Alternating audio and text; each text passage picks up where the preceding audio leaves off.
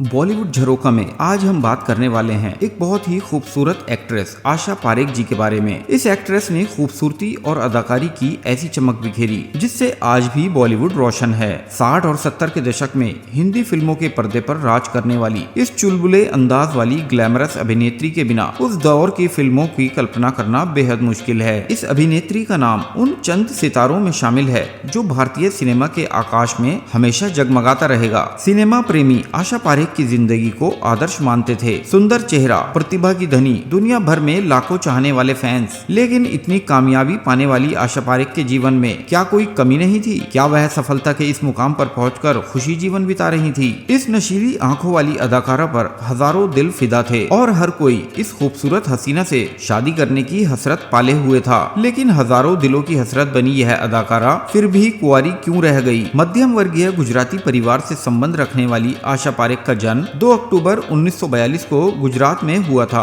आशा पारेख के पिता हिंदू और मां मुसलमान थी। आशा पारेख का पारिवारिक माहौल बेहद धार्मिक था। विभिन्न धर्मों से संबंध होने के बावजूद उनके माता पिता साईं बाबा के भक्त थे। छोटी सी आयु में ही आशा पारेख भारतीय शास्त्रीय संगीत सीखने में लग गई थी। उन्होंने महज 10 वर्ष की उम्र में आसमान फिल्म में बतौर चाइल्ड आर्टिस्ट अपने करियर की शुरुआत की। फिल्म में अपना करियर शुरू करते समय आशा पारेख ने शायद ही सोचा होगा कि एक दिन वह सफलता के उस मुकाम पर पहुंच जाएंगी जहां बड़े से बड़े एक्टर उनके साथ फिल्म करने के इच्छुक हों, लेकिन उनके पास ही समय न हो। ऐसा एक बार नहीं, कई बार हुआ जब वह अमिताभ से लेकर सत्यजीत रे तक की फिल्मों को साइन नहीं कर पाई थी। आसमान में बाल कलाकार के रूप में काम करने के साथ ही आशा पारेख को बेबी आशा पारेख के रूप में पहचान मिलने लगी। एक स्टेज प्रोग्राम में आशा पारेख के नृत्य से प्रभावित होकर निर्देशक बिमल रॉय ने 12 वर्ष की आयु में आशा पारेख को अपनी फिल्म बाप बेटी में ले लिया। इस फिल्म को कुछ खास सफलता नहीं मिली। इसके अलावा उन्होंने और भी कई फिल्मों में बाल कलाकार की भूमिका निभाई। आशा पारेख ने फिल्मी दुनिया में कदम रखते ही स्कूल जाना छोड़ दिया था। 16 वर्ष की आयु में आशा पारेख ने दोबारा फिल्मी जगत में जाने का निर्णय लिया, लेकिन गूंज उठी शहनाई के निर्देशक विजय भट्ट ने आशा पारेख की अभिनय प्रतिभा को नजरअंदाज करते हुए उन्हें फिल्म में लेने से इनकार कर दिया था। लेकिन अगले ही दिन फिल्म निर्माता सुबोध मुखर्जी और लेखक निर्देशक नासिर हुसैन ने अपनी आगामी फिल्म दिल देके देखो में आशा पारेख को शम्मी कपूर की नायिका के रोल में चुन लिया। यह बात साल 1959 की है और यही फिल्म आशा पारेख की डेब्यू फिल्म थी। इस वक्त आशा पारेख केवल 17 साल की थी। इस फिल्म के बाद न सिर्फ उनके सिनेमा के सफर ने बड़ी करवट ली, बल्कि इस फिल्म ने उनकी व्यक्तिगत जिंदगी पर भी गहरा असर डाला।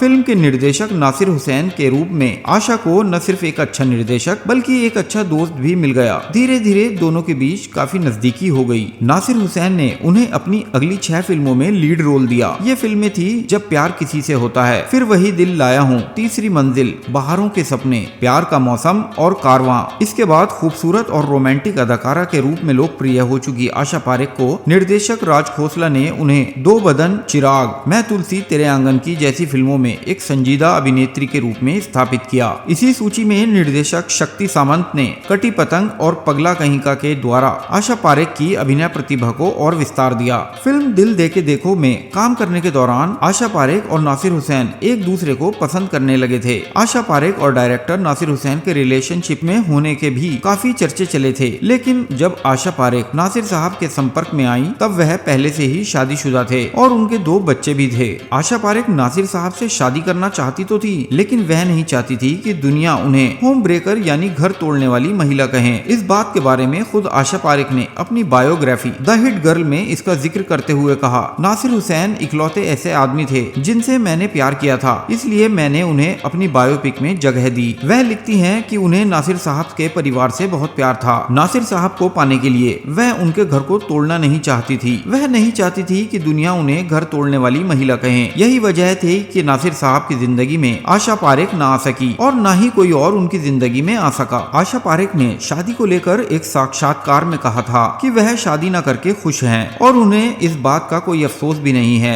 सिनेमा में अपने सफर की शुरुआत में आशा पारेख चुलबुली लड़की के किरदारों में ज्यादा नजर आती हैं। दरअसल वह अपने घर में किसी भी टॉम बॉय लड़की की तरह रहती थी और फिल्मों में भी उसी तरह के रोल करना आशा को पसंद था। इसके अलावा शुरुआत में उनको जो किरदार मिले उनमें परफॉर्मेंस का ज्यादा स्कोप नहीं था। हालांकि दो बदन, चिराग और कटी पतंग जैसी फिल्मों में सीरियस रोल प्ले कर उन्होंने साबित कर दिया वह किसी भी तरह के अभिनय करने में सक्षम हैं। इसके अलावा तीसरी मंजिल, लव इन टोक्यो, आन मिलो सजना, साजन और कारवां जैसी फिल्मों में उनकी अदाकारी की खूब सराहना हुई। उन्हें 1970 में फिल्म कटी पतंग के लिए सर्वश्रेष्ठ अभिनेत्री का फिल्म फेयर अवार्ड मिला। साथ ही 1992 में पद्मश्री अवार्ड, 2002 में लाइफ टाइम अचीवमेंट अवार्ड, 2006 में भारतीय फिल्मों में उत्कृष्ट प्रदर्शन के लिए अंतर्राष्ट्रीय भारतीय फिल्म अकेडमी सम्मान और भारतीय वाणिज्य और उद्योग मंडल महासंघ की ओर से लिविंग लेजेंड सम्मान भी मिला है। अपनी बायोग्राफी में आशा पारेख ने सत्यजीत रे के साथ काम न कर पाने पर भी अफसोस जाहिर किया है। उनकी बायोग्राफी के मुताबिक सत्यजीत रे ने अपनी फिल्म कंचनजंगा के लिए आशा पारेख से मुंबई में मुलाकात की थी, लेकिन वह उस समय दूसरे प्रोजेक्ट्स में व्यस्त होने के कारण वह फिल्म नहीं कर पाई थी।